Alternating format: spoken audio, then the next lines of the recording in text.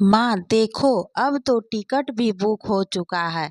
अब तो मान जाओ। यह बोलते हुए नीलम का 16 साल का बेटा रोहित अपनी माँ को मोबाइल पर ही कंफर्म टिकट दिखाता है। नीलम कुछ बोलती उसे पहले ही उसकी 12 साल की बेटी रिया अपने भैया की तरफ देखते हुए, सच में भैया, हो गई बुकिंग। अब आप माँ को कोई नहीं रोक पाएगा अपने पिया मिलन से। नीलम अपने दोनों बच्चों की तरफ देखते हुए, तुम दोनों को क्या हो गया है? क्या जिद लेकर बैठ गए हो? और रिया, तुम यह सब क्या बोल रही हो? पढ़ाई में तो मन लगता नहीं, हर वक्त फिल्मी ड्रामा करने से बाज नहीं आती तुम।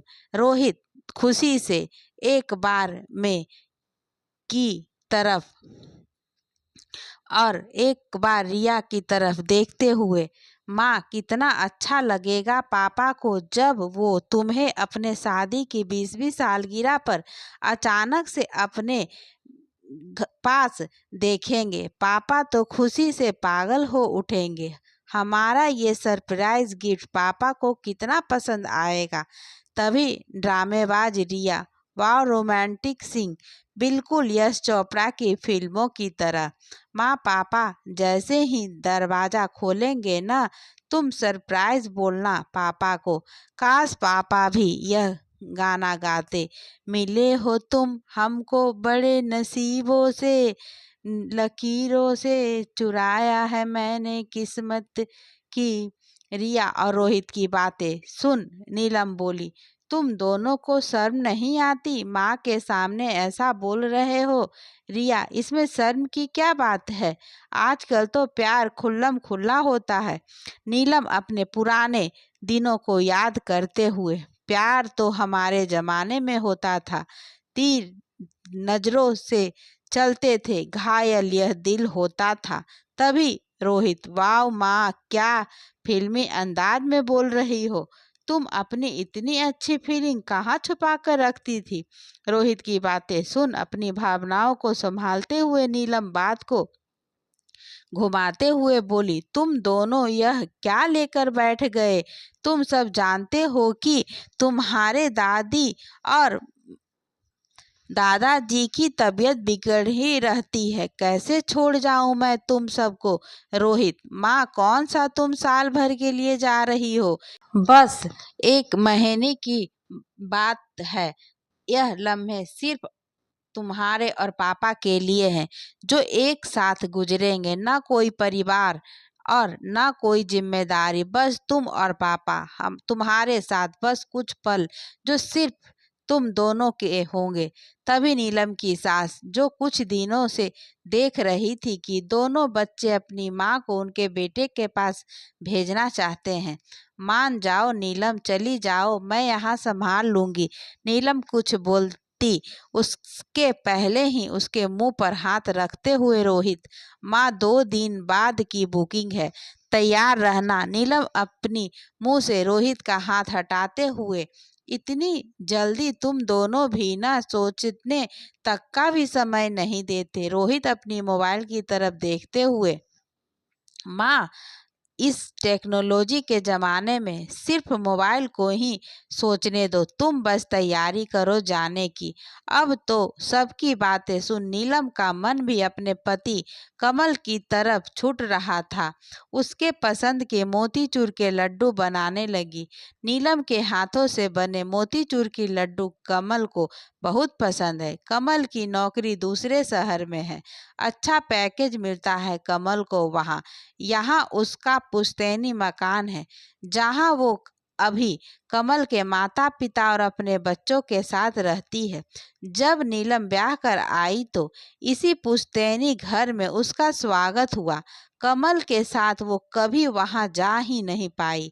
सास ससुर की देखभाल, फिर रोहित और रिया का जन्म, बस धीरे धीरे यही दुनिया बन गई उसकी। कमल हर महीने अकाउंट में पैसे भेज दिया करता है, उसी पैसे से नीलम घर का खर्च चलाती है। 4-5 महीने में कमल का आना बस 2 दिन के लिए ही होता था। उस 2 दिन में ही सब उसे घेर कर बैठे रहते। नीलम और कमल बहुत कम ही मिल पाते थे। आज नीलम पूरे मन से तैयारी कर रही थी कमल के पास जाने की। रोहित ने उसे ट्रेन में बैठा दिया, एक बच्चे की तरह उसे पूरे रास्ते की डिटेल दे रहा था, क्योंकि अब अपनी माँ को इतनी दूर भेजना, वो भी अकेले, एक डर उसे भी सताने लगा। रोहित, मैं बच्ची नहीं हूँ, वहाँ जाकर तुम्हें फ़ोन करती हूँ। माँ, मैंने एड्रेस तुम्हारे मोबाइल पर सेंड कर दिया है, ठीक वही जाना। नीलम रोहित की बेचैनी समझ रही थी। इतनी दूर नीलम को अकेले भेजने की जिद तो रोहित की ही थी, लेकिन अब उसकी माँ वहाँ ठीक से पहुँच पाएगी कि नहीं, इस डर से अब वो परेशानी में आ गया था। रोहित की आंखों के सामने से उसकी माँ की ट्रेन छूटने लगी। अब नीलम भी खुश थी। ट्रेन की खिड़की से ठंडी हवाओं के साथ उसके बीते हुए पल भी उसके साथ जाने लगी। आज भी वो पल उसी तरह सजे हुए हैं जैसे नीलम ने सजाए थे। इतने सालों में अब नीलम और कमल इतने दिन तक साथ रहेंगे। टाइमिंग देख नीलम अंदाजा लगा चुकी थी कि जब वो कमल के घर पहुंचेगी तो वो घर में ही होंगे। रात भी नीलम के आंखों में ही कट गए। सुबह के 6 बज रहे थे कि रोहित की कॉल आई। माँ, अब उतरने का समय हो गया है, तुम देख कर उतरना, एक ऑटो लेकर उस एड्रेस पर चली जाना। रोहित, तुम टेंशन मत लो, मैं वहां पहुंचकर तुम्हें फ़ोन करती हूँ। ऑटो पकड़ नीलम उस पते पर पहुंच गई। धीरे धीरे दरवाजे तक पहुंची। बेल बजाने से पहले नीलम अपना हुलिया ठीक करने लगी। ठीक करते ही उसने बेल बजा दी। एक बार बजाई, तब भी कमल ने आकर दरवाजा नहीं खोला। उसने फिर से बेल को बजाई। कुछ देर में ही एक औरत जो चूड़ीदार पहनी हुई थी, उसने दरवाजा खोला। फिर अपने बालों को सही करते हुए नीलम से पूछने लगी, किससे मिलना है? नीलम ने फोन पर एड्रेस को दिखाते हुए, जी कमल पांडे का घर यही है? वो औरत, जी यही है, क्या काम है आपको? नीलम, जी आप कौन? उस औरत ने अपना परिचय देते हुए, जी मैं उनकी पत्नी हूँ। नीलम, जो यह सुनकर भी यकीन नहीं कर पा रही थी, तभी कमरे में आवाज आई, ममता जल्दी आओ यार, कौन आया है? वो औरत जिसका नाम ममता था, वही खड़े तेज आवाज से, सुनिए जी जरा बाहर आए, कोई मिलने आया है आपसे। ममता के इतना बोलने से ही नीलम की नजर भीतर की तरफ अटक गई, यह सोचकर कि शायद यह कोई और कमल हो। लेकिन किस्मत तब खराब निकली जब उसके सामने उसका पति खड़ा था। कमल, नीलम को देखते ही तुम, बस इतना ही कह पाया था कि उसके मोबाइल पर किसी का फोन आया। फोन पर नाम देखकर ही कमल का चेहरा बता रहा था कि यह फोन रोहित का है। कमल को फोन कट करते देख नीलम बिना कुछ कहे वहां से निकल पड़ी। किस गली जाना है अब यह उसे पता नहीं। आंसुओं की धारा जो कहीं भी टपक पड़ती है, उसे अपने आंचल से पोंछते हुए उस ओर जा रही थी जहां उसके कदम जा रहे थे। अंत में एक सुनसान जगह देख नीलम बैठ गई। जो पल बैठ शांति से कुछ देर सांस लेनी चाहती थी, लेकिन रोहित का फोन था कि बजे ही जा रहा था। नीलम की हिम्मत नहीं थी कि कुछ बता सके उसे, लेकिन बात तो करनी ही थी। उसे अपने आंसुओं को पोंछ अपनी आवाज को नॉर्मल करते हुए फोन रिसीव करती है। क्या माँ, फोन क्यों नहीं उठा रही हो? सॉरी माँ, मेरी वजह से तुम्हें परेशानी हो रही है। मुझे ऐसा सरप्राइज नहीं देना चाहिए था। पापा को पापा से अभी बात हुई, वो तो दूसरे शहर गए हैं काम से। माँ, तुम जो भी ट्रेन मिले फौरन चली आओ उसमें। माँ, मुझे बहुत टेंशन हो रही है। नीलम बस रोहित की बातों पर हाँ और हूँ ही कह पाई। गले से उसकी आवाज ही नहीं निकल रही थी। रोहित ने तो फोन कट कर दिया, लेकिन कुछ देर पहले जो उसे सरप्राइज मिला, उसे वो कैसे भूलती? कितनी आसानी से कमल ने भी झूठ झूठा बहाना बना दिया, लेकिन वो क्या करेगी, कहाँ जाएगी। एक सरप्राइज देने आई थी कमल को अपने 20वीं सालगिरह पर, लेकिन यहाँ तो कमल ने ही उसे रिटर्न सरप्राइज गिफ्ट दे दिया। उसे इतने सालों में कभी भी कमल की बातों से यह नहीं लगा कि उसकी एक अलग दुनिया भी है, लेकिन वो जिससे जुड़ी है वो भी कमल की ही दुनिया थी। तो फिर कमल ने ऐसा क्यों किया? कमल का मन उससे उब चुका था, तो कभी बताया क्यों नहीं? आज कमल की बेवफा की सजा वो किसको दे? अपने सास ससुर को? उन सास ससुर को जिसके साथ रहते रहते इस 20 सालों में एक गहरा रिश्ता जुड़ चुका था। घर परिवार बच्चों के चलते नीलम जिम्मेदारी में खोने लगी, कभी खुद पर ध्यान ही नहीं दिया। हर कोने से मोटापा बढ़ रहा था, लेकिन कमल को तो कुछ और चाहिए था जो उस ममता में है।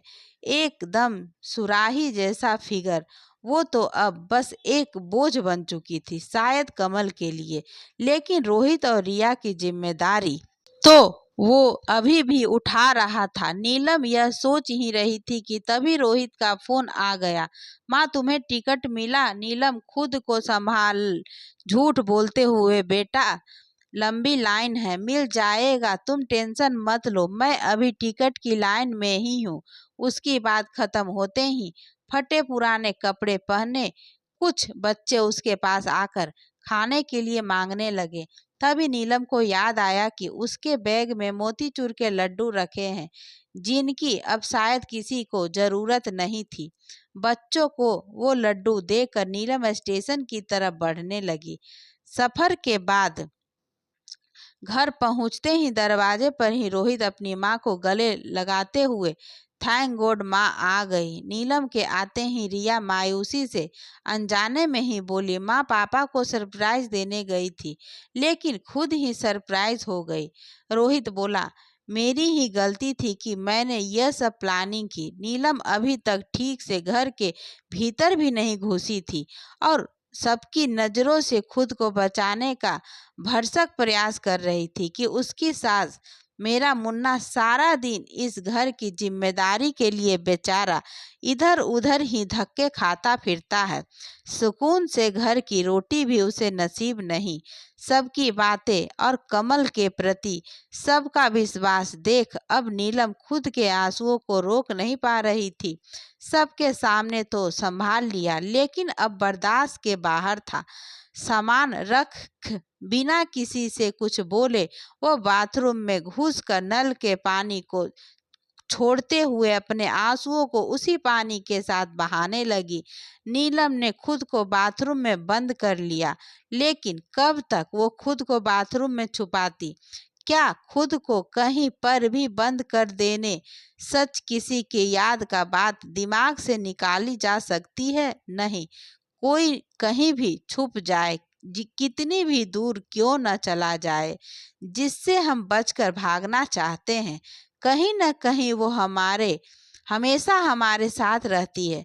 बंद कमरे में भी वो आपका साथ नहीं छोड़ती और भीड़ में रहने के बावजूद भी आप उससे नहीं भाग सकते। आज ऐसी ही स्थिति नीलम की भी है। सबकी नज़र से छुपकर नीलम बाथरूम में नल के पानी से अपने मुंह पर पानी के छींटे डाले जा रही थी, लेकिन आंखों के आंसुओं को रोक नहीं पा रही थी। कमल का इतना बड़ा धोखा उससे बर्दाश्त नहीं हो रहा था। वो भी चिल्लाना चाहती थी, कमल से कुछ पूछना चाहती थी, लेकिन कुछ नहीं कर पाई। उल्टा घर लौट कर आ गई। जीवन के 20 साल कोई मामूली नहीं होते। किसी के जीवन में इतना लंबा सफर कमल से दूर रहने के बावजूद नीलम ने पूरी ईमानदारी से अपने जीवन का बहुमूल्य समय इस घर को दिया था। अपने प्यार से इस मकान को घर बनाया, एक एक ईंट में प्यार का एहसास जगाया। आज यह सब भी उसे सिर्फ दीवारें ही नजर आ रही थी, जिस दीवार में न जाने कितनी यादों को समेट कर सजाया था। एक सेकंड में उसे सब पराया लगने लगा। अपनी माँ को इतनी देर बाथरूम में घुसा देख रोहित बाहर से, माँ क्या कर रही हो इतनी देर, तुम ठीक तो हो ना? नीलम की आवाज गले से बाहर नहीं आ पा रही थी।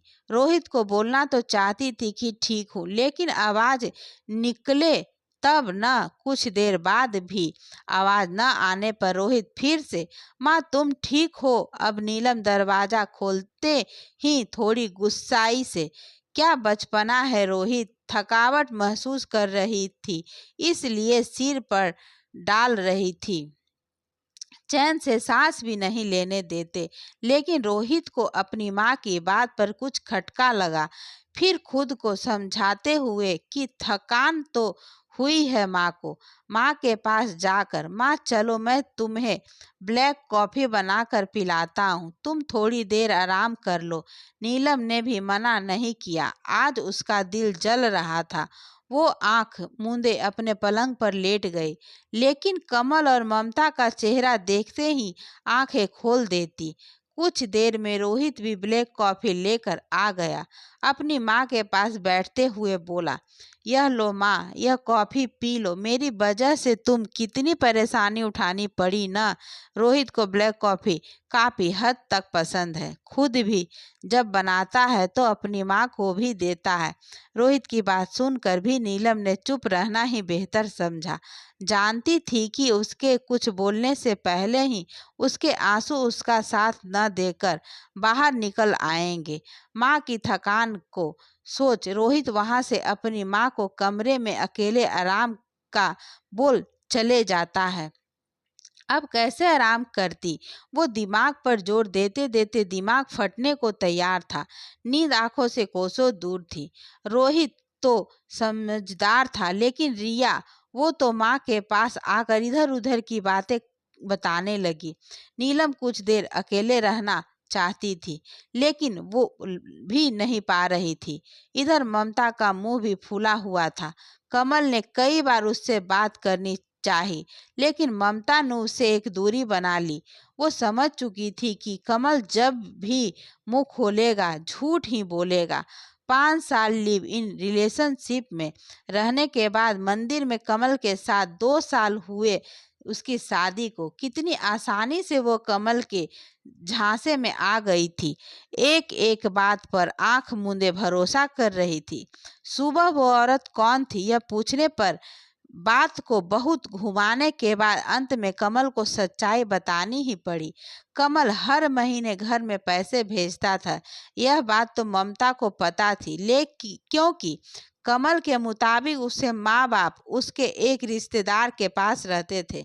ममता ने कई बार कहा था कि उसे भी अपने माँ बाप से मिलाओ, लेकिन कमल यह कह देता कि तुम बंगाली हो, इसलिए तुम्हें मेरे माँ बाप पसंद नहीं करेंगे। ममता भी वही काम करती है जहाँ कमल काम किया करता था। दोनों की मुलाकात प्यार में बदल गई। 5 साल एक साथ रहने के बाद 2 साल पहले उन्होंने शादी की थी। आज कमल की हकीकत ममता के सामने थी, लेकिन ममता नीलम की तरह कमजोर नहीं थी। बड़ी आसानी से कमल को धमकी देते हुए अपने सामानों के साथ वो घर छोड़ रही थी। आज की सुबह कितनों की जिंदगी से खेल गई। कमल अपने सिर पर हाथ रखकर बैठ गया। बहुत मनाने की कोशिश की उसने ममता को, लेकिन सब बेकार। एक सेकंड में सब बदल गया। नीलम सबकी नजर से खुद को बचाने की कोशिश करती रहती। 2 दिन बीतने को हुए, लेकिन नीलम की खामोशी एक ही तरफ कायम रही। अगर किसी ने नोटिस किया तो वो रोहित था। जब भी रोहित अपनी माँ से पूछता, तभी नीलम के होठ कांपते हुए कुछ बहाने बुनने शुरू कर देते। नीलम रोहित की नजरों से दूर ही रहने का प्रयास करती। रोहित को बार बार यही कहने लगा कि यह उसकी वजह से ही हुआ है। उसकी माँ के दिल में एक उम्मीद जाग गई।